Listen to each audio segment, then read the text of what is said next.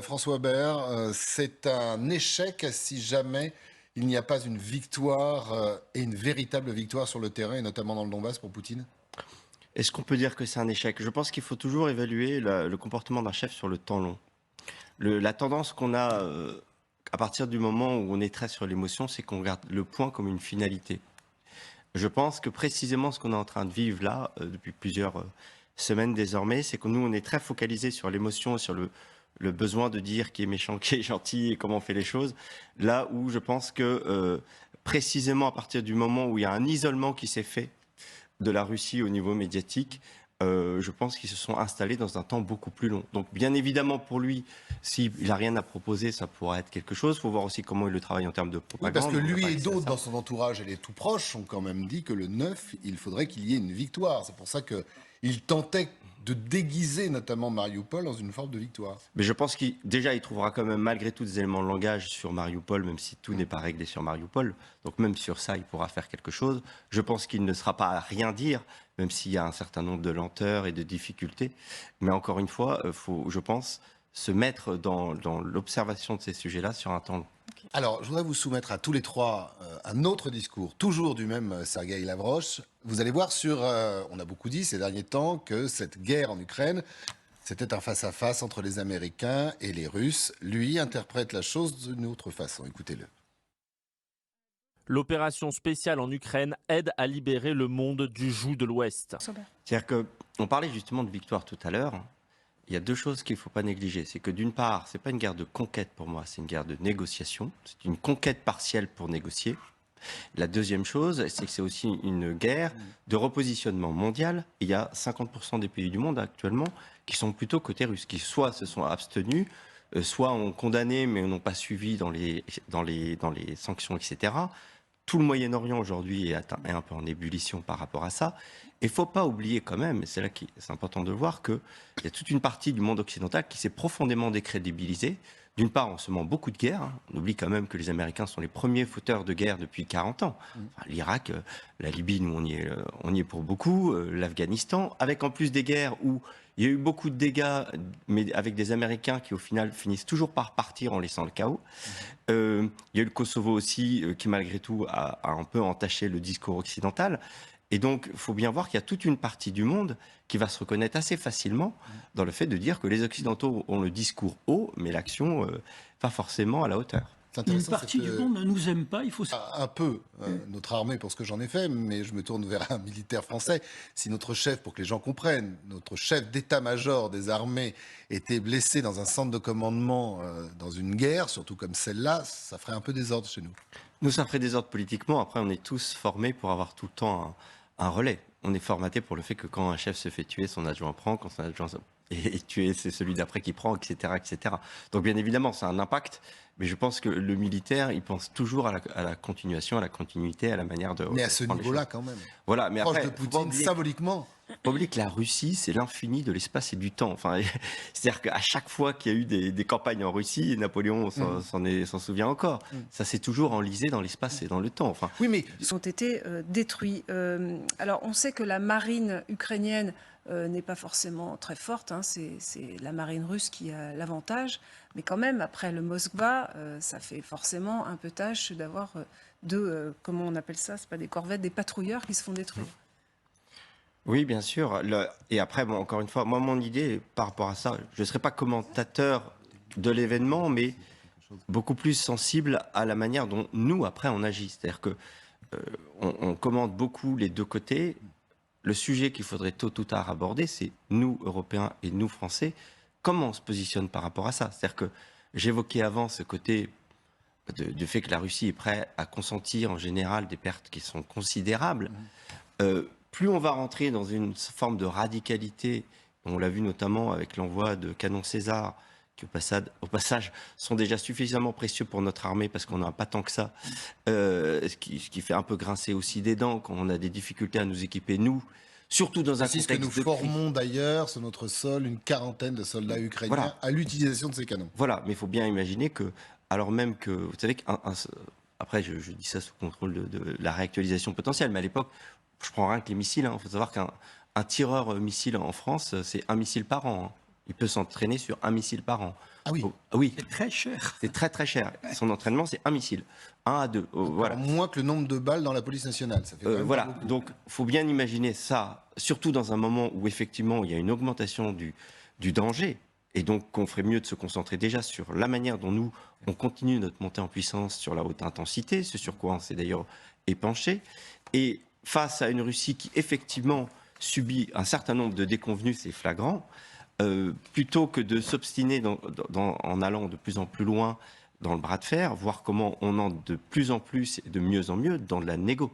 C'est-à-dire qu'à un moment donné, l'intérêt pour moi et de l'Europe et de la France est de prendre une position intermédiaire de négociation, pour cela d'être indépendant et de voir comment le plus possible on met fin à tout ça. Alors, on y va. Donc, c'est une guerre reportage permanent. Voilà, mais à la limite, c'est toujours pareil, c'est que c'est bien pour suivre ça, pas à pas, mais il faut chercher à se projeter sur le temps long. Il y a un terme militaire très utile qui s'appelle l'état final recherché. Qu'est-ce qu'on recherche? On veut la paix, on veut créer des conditions, encore une fois, de négocier. Et là, tant mieux si quelque part l'Ukraine a un certain nombre d'avantages dans la négo à l'heure où on parle, et donc en tirer parti. Ou bien ce qu'on veut, c'est bouter les Russes hors de l'Ukraine, mais auquel cas, encore une fois, on va rentrer dans un cycle, vu l'enjeu du Donbass, qui sera absolument ingérable. Enfin, concrètement, qu'est-ce qu'on veut? À quel moment on se positionne sur une volonté? Si on veut qu'on puisse arrêter les conflits avec une négociation, c'est pas le moment, encore une fois, d'être dans une logique d'armement à tout crin.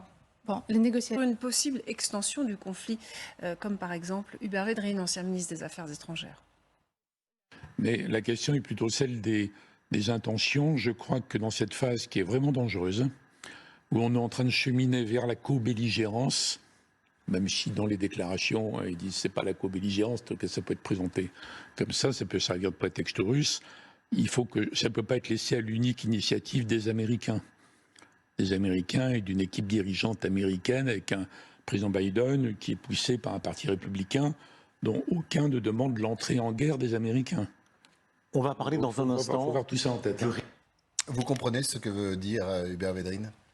Et, ne nous laissons pas totalement entraîner dans une guerre qui nous dépasse. Védrine a raison, Tout ça. comme d'habitude. Mais clairement, on peut dire qu'il y a, c'est un peu provoque ce que je vais dire, mais il y a un tyran politique qui est Poutine, il y a un tyran émotionnel qui est Zelensky, et qui est allié avec un pouvoir émotionnel très exploité par les Américains qui ont des intérêts dans cette affaire. Il faut arrêter de croire que les Américains, ils sont là juste, encore une fois, avec une déclaration de belles valeurs et de bonnes intentions. Ils ont des intérêts. Et l'Europe doit précisément faire un pas de recul pour trouver une position, encore une fois, qui permette d'être équilibrée par rapport à cela. On parlait des Américains, on voit ici Nancy Pelosi, Voilà. qui est Pardon, mais ça, c'est la présidente de la chaud, Chambre des quoi. représentants. Je veux dire, C'est le show, vous dites? Mais bien ah sûr. oui, elle n'est pas arrivée à l'insu de Zelensky pour le croiser. Non, mais c'est une Non, visite. d'accord. Regardez, Donc, surtout il y a avec une cette mise- image. il y a Mais une mise en- regardez il y les a une deux mise en images, scène. les deux drapeaux notamment, Ouais. le drapeau américain, le drapeau ukrainien. Je crois qu'on a eu le même genre de drapeau dans cette base américaine. Rammstein, en Ramstein, Allemagne. en Allemagne, où a été négociée la livraison d'armes à l'Ukraine. On a l'impression, et on en revient à ce qu'on disait, est-ce qu'il n'y a pas cette possibilité, ou alors est-ce que c'est déjà de fait, Bah, que l'Europe soit dépossédée de cette guerre, ou soit entraînée, disent certains aujourd'hui, Hubert Védrine en faisait partie, dans une guerre qui... Voilà, Vous qui dites n'est le pas show, forcément pourquoi la est-ce que c'est plus le show que quand Ursula von der Leyen y va, par exemple? Ah, mais je pense que c'est également un show quand elle sera Show ou démonstration de soutien, Jolie ou d'autres Ouais. y vont. J'entends par là que la communication de Zelensky, qui est vraiment champion du monde en ce domaine, consiste à faire venir toutes sortes de personnalités morales, politiques, qui viennent tous, qui avec leur char, qui avec leur chèque, qui avec leur formulaire d'entrée dans l'Europe, se précipiter. Voilà, donc c'est devenu une tribune mondiale. C'est tout, c'est de la guerre spectacle. Nancy Pelosi Mais qui a toute dit guerre est un on ne se spectacle. laissera pas impressionner par les petites frappes. Elle est assez coutumière du parler cash comme ça, et elle parlait évidemment de Vladimir Poutine. Vous vouliez dire quelque chose? Voilà, mais encore une fois, on est obligé de se positionner sur le temps long. Faire de la diplomatie, c'est pas encore une fois désigner les gentils et les méchants, c'est composer avec des volontés diverses pour faire en sorte de limiter la casse au plus possible. Donc à partir du moment où on sait que, quelque part, quand j'ai vu cette guerre éclater avec le drame que ça a été, cette erreur qui a été faite, je me suis dit la question n'est pas si cette guerre devait avoir lieu, mais quand et par quel canal? C'est passé par l'Ukraine, ça aurait pu passer ailleurs. Il y avait depuis trop longtemps un besoin de rééquilibrage. Donc, à partir du moment où il y a ce besoin de rééquilibrage, le nier, encore une fois, c'est reporter le problème pour que ça répète davantage. Alors, je vais vous laisser la parole. Je lisais aussi que les Allemands, les Polonais, les Slovaques vendent leur système militaire à une entreprise privée tchèque qui ensuite les revend à l'Ukraine. Aidez-nous peut-être à comprendre l'acheminement des armes. Il y en a qui sont purement et simplement données et d'autres qui sont revendus. C'est ça que je... Honnêtement, je ne suis pas compétent pour ça. Sur d'accord. ce système d'armement, je vous dirais des bêtises. Ça peut être si une je façon réponds. aussi justement de ne pas franchir cette ligne Oui. rouge en livrant directement. C'est en faire. Moins sur les systèmes que sur la façon de travailler, justement. Et c'est vrai que là-dessus, en tout cas, dans l'affichage, moi je pense que c'était une erreur pour le coup du président Macron d'annoncer aussi formellement ses livraisons d'armes. Là où avant, il le faisait, mais en gardant une possibilité de dialogue, mais l'annoncer de manière aussi visible, pour moi, c'est une erreur parce que ça nous positionne forcément dans un camp et ça nous met en délicatesse après pour pouvoir négocier. Dans quelques... Contrôle plus spécifiquement, c'est vrai que c'est une stratégie très russe qui est liée notamment à des personnalités. Hein. Je pense notamment à Yevgeny Prigojine, qui est un proche de Poutine, qui est l'un des financiers du groupe Wagner. C'est pour ça qu'on le connaît, un groupe Wagner dont on parle de plus en plus, notamment au Sahel, et qui finance depuis de nombreuses années maintenant ces fermatrolls. Et peut-être que cette stratégie-là a été davantage pensée du côté russe, où on ne voit pas tellement une distinction entre Internet et le monde réel, mais on parle d'espace informationnel qui serait un champ de bataille recouvrant un peu toutes ces dimensions et dans lesquelles les Russes sont assez agiles. Oui, clairement, enfin, c'est tout à fait vrai ce que vous dites sur l'Afrique. Et ça revient au sujet qu'on évoquait tout à l'heure, c'est-à-dire que précisément, on ferait bien, nous, Français, de concentrer, ce qui n'empêche pas encore une fois tout ce qu'on a évoqué préalablement, mais de concentrer nos efforts sur ce qui se passe en Afrique, parce que là, ce qui se passe en Afrique est assez grave pour nous. On est en train de se faire dégager de plusieurs pays. On a pu résister heureusement récemment là, sur une mise en scène qu'avaient fait les Russes sur un massacre au Mali, et des drones nous ont permis de restituer la vérité juste à temps. Mais il La n'empêche découverte que, d'un charnier. vous voyez, on voit comment on concentre nos efforts beaucoup sur ce qui se passe en Ukraine, encore une fois à juste titre, jusqu'à une certaine proportion, mais qu'on délaisse nous nos propres intérêts en Afrique, là où pour le coup il y a une action russe qui est très forte et qui se nourrit d'autant plus de ce qui se passe en Ukraine pour décrédibiliser la France en Afrique. Olivier, c'est important, François Baird, d'avoir des héros, d'avoir des modèles à suivre au début d'un conflit notamment pour motiver les troupes. C'est vital, et là-dessus, on doit reconnaître là-dessus que les Ukrainiens ont su tirer parti d'un maximum de choses et d'insuffler quand même un esprit de résistance qui était assez incroyable là-dessus. J'étais heureux pour ça de voir un ancien camarade de Légion qu'on voyait tout à l'heure, et je suis heureux que cet esprit de la Légion étrangère puisse être partagé ailleurs.